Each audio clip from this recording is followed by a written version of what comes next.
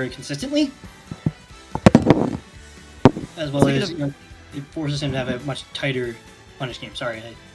No, it's okay. Speaking of consistency, I want to shout out Obmcbob. He has come a long way here with his Toon Link in the last year.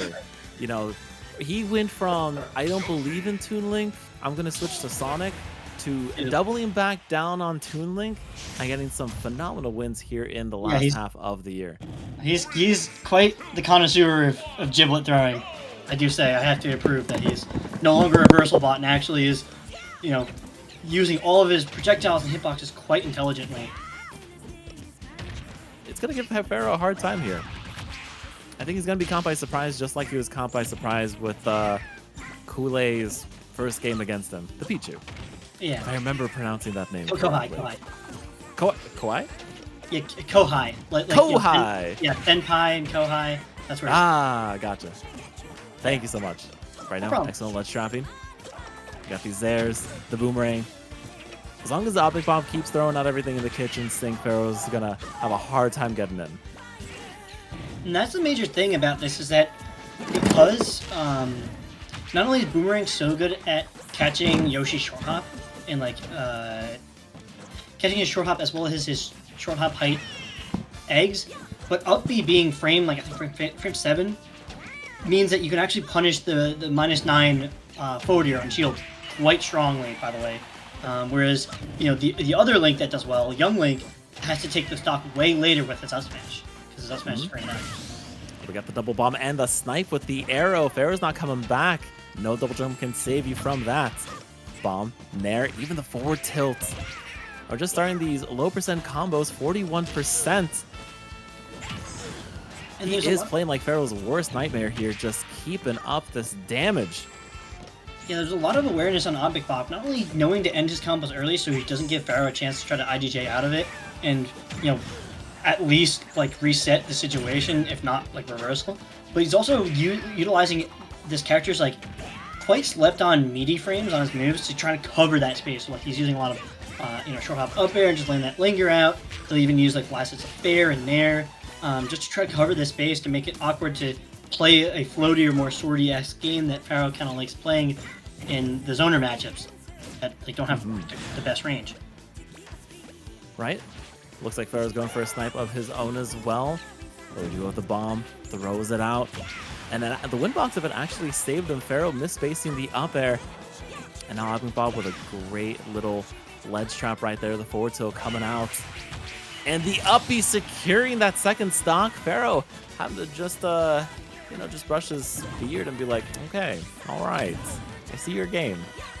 Now what am I gonna do? He's got to set up the order farm, start mogging, sucking that tongue, sucking those lips. And just go like Yoshi. Ooh, another egg roll. Now Obmcbob realizing, having watched that last game because he's a good competitor and watches his bracket path very closely. Recognized that if he held shield right there, it would have been another shield break and possibly an early stock there, just like Kohai. But neutral get up. And that's the thing, the strength of zoners is their ability to extenuate leads. As we're seeing here is that Pharaoh's not quite getting any consequential hits, and he's just taking tick damage after tick damage after tick damage, and there's another 10%, and eventually you're gonna be at 70 to 90%, and bomb boomerang forward air, imagination forward air is gonna start being a real threat that you have to deal with. All right, another bomb. Not a lot of bomb play here in this last stock, but we may see this being pulled out. Use it not only to recover, but also to cover any sort of landing from the ledge. And that was such an awkward angle with the forward tilt. Pharaoh recognizing the situation was lost and dying. We're gonna have to go on to game 2 with Obmcbob in the lead. Yeah, the meaty frames towards the end were really rough for him to take. Again, another advantage that Toon has over Young Link is the fact that his single hits are a lot stronger because they're in isolation moves rather than as part of a more fluid kit. So you're able to catch, use the strong meaty frames to catch 2 frames and air dodges to ledge much easier and much more potently. But here we are going back to a counter pick. Looks like Pharaoh wants to utilize that middle platform and this larger space. to his advantage. We're going to see how that happens here, though. I'm surprised from Pharaoh's, we're actually not seeing a lot of reverse up tilt. I feel like that's like the one poke that can actually make it quite awkward for the ranges that Obmcbob are playing. Surely, like, you know, if max range, you might end up taking a trade, but a lot of times, like, you know, Obmcbob will swing and then go for a second hit to cover his whiff. So we saw earlier in the last stock, Pharaoh got hit by, you know, he dodged the fair, but then tried to punish the whiff there and got smacked in the face by a nair, and that further accentuated the lead. Now, Obmcbob doing a good job of baiting out these options out of shield for Pharaoh. He threw the bomb, walked away, and punished the up smash. But now back on ledge, he always has a bomb in hand to cover everything. If he's going to get hit by the fair, it's going to blow up in Pharaoh's face. But right there, if it doesn't blow up, he's able to just throw it out as an option out of shield. Keep up the pressure. The boomerang catches the jump. Enough time for him to get another bomb. Oh, but he jumped and the up smash catches it. Obmcbob on the back foot now. And that's actually a huge you know, player read, because a lot of the times when Obmcbob had a habit of jumping after taking shield pressure, knowing that, like, look, I have a bomb in my hands, so worst case, I can just, like, you know, the bomb explodes both of us, or I can down throw if he drops shield, and then still get a kill confirm. So good on Pharaoh for keeping that, you know, in the pocket until he could capitalize on it effectively. And a great little setup from Pharaoh there, trying to get the egg and reading the recovery with the fair. But Obmcbob recovering excellently. But on that platform, Pharaoh catches the moment's hesitation with the up smash and secures that second stock. Obmcbob still hasn't been able to even get one here in the second game until Pharaoh messes up that recovery. But he's not going to give the second one away for free. Obmcbob is going to have to earn that one. Yeah, and Pharaoh, you know, utilization of the ever-present platform, I think, is another major factor in how this stock 2 is going. Because more interactions than not, Obmcbob is forced to either land on the platform or go to ledge. Whereas before, he had a lot more mix-ups where the platforms weren't as scary. He can go to the center stage. He can, you know, fastball nair dodge. Whereas now it's a much more binary choice, because if he tries to go onto stage and not the platform, it's much more visible on where he's going to end up landing. Obmcbob is having some better setups here for these ledge traps. Catches the neutral getup, but if you're noticing the boomerang, you know, going forward and then coming back, breaks the double jump armor, and then that allows the bomb to actually confirm, and he can try and get either a back air or a fair or set up for another ledge trap. Catches the jump and challenges with a back air at 114. Still has the time to win it, but the down throw into the fair. We're going to game 3. The major portion about that is the bomb was ticking. So even if if Obmcbob goes for the air dodge, he's at a percent where the bomb blowing himself up actually puts him in a terrible position to get up here. So great knowledge and timing on Pharaoh, knowing that you had enough ticks on the bomb that you could almost set up for a pseudo 50-50. All right, we're going here to PS2. Now, do not look at the score, folks. This is game number 3. Obmcbob won the first one, Pharaoh the second. But what do you think about this counter pick here? It's PS2, longer stage, and we're not having the tri-plat. Instead, we have that dual plat on the sides. Yeah, well, Obmcbob, we saw on Battlefield, was doing a much better job at, you know, in the CQC. I think just as a character and how you want to be playing this game 3 is you need these mix-ups of just, you know, playing away from Yoshi and trying to force full drift in and overshoots in order to, you know, get your whiff punishes and just, like, you know, just swat them out of the air. So I think this is probably the most optimal game 3 you could take it to, because if you try to go to, like, a town and city, you end up having to deal with, like, small top blast zones and side blast zones. Obmcbob just trying to secure this ledge camping here past the platform. Let's get the Zair. Another nair.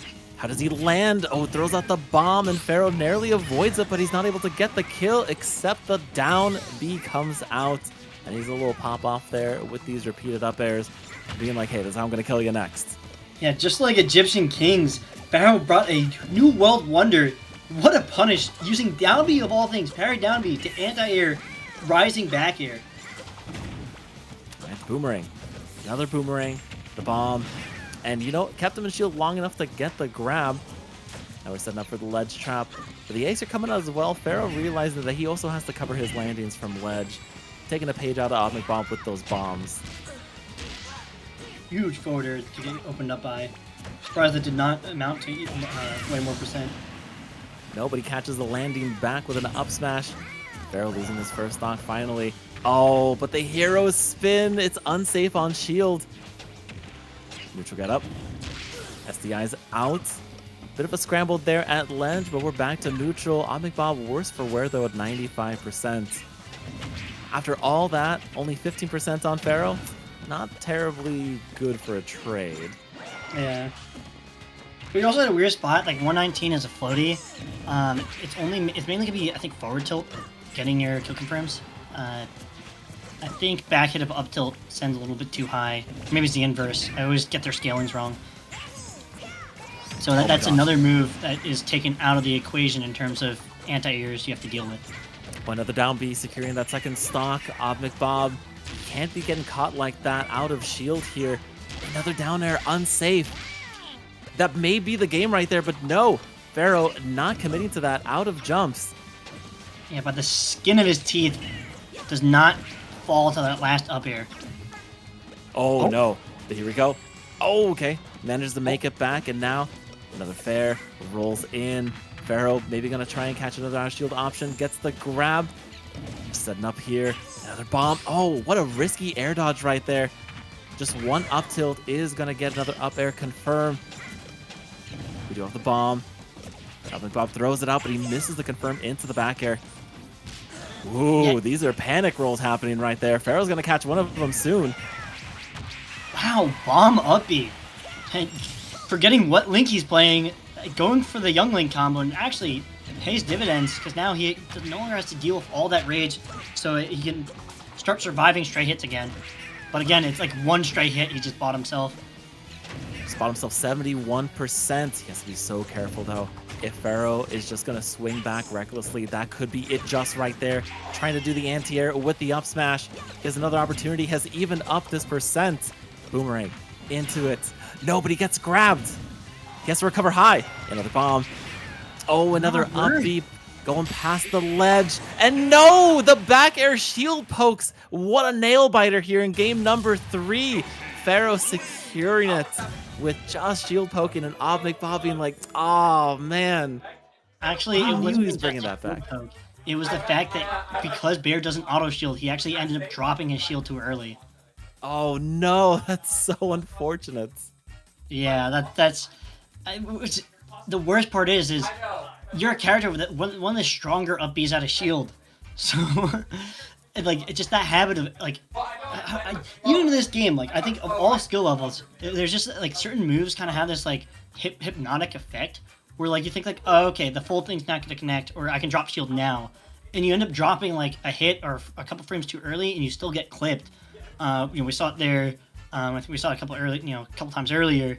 And it's just one of those things where you really have to have that, I don't want to say wherewithal, but that, like, practice, just commit to holding shield, just knowing, like, okay, just wait for the full thing and wait for him to land and then up be out of the shield, rather than trying to, like, get a little fancier and do, like, an early, spot dodge down air. You probably, like, a footstool down air, I think you can do to consistently punish that. I think it will send up. Yeah, but production, if we could get that last interaction there for that stock, frame by frame, I want to see exactly what happened. Because I believe you, but I want to see this illustrated on screen. It was an intentional, like, shield drop. Like, trying to parry? Maybe. But of course, we can talk about that. That adaptation, that last stock, he was at 115, and we know the powerhouse that Pharaoh has with this character. That is hey, 115, that's kill percents. If you're in those triple digits against Yoshi, especially as a light character like Toon Link, we saw it happen to Kohai. We've seen it, in Obmcbob in that second game. So in this game number 3, he realizes how precarious the situation is in. And I think that's the reason why he brought out that aggression. He's like, you know what? I could die anyway. I'm going to go all out, and then I'm going to try and bait and punish and see what he throws out when he is in disadvantage. Because Pharaoh, if he gets used to being able to use his get out of jail free cards like the nair or the down air, I'd say the nair or even the double jump, then you can call that out and punish. And that's where Yoshi starts to struggle. If he's getting called out by his options, then it's like, oh, I'm in trouble. Yeah, he's a character where like if his moves are landing, he's very oppressive, but he like his only real gap in the armor is getting to from hitbox to hitbox. So while he has the hitbox out and like while he's oppressing you, it's kind of an indomitable wall. But like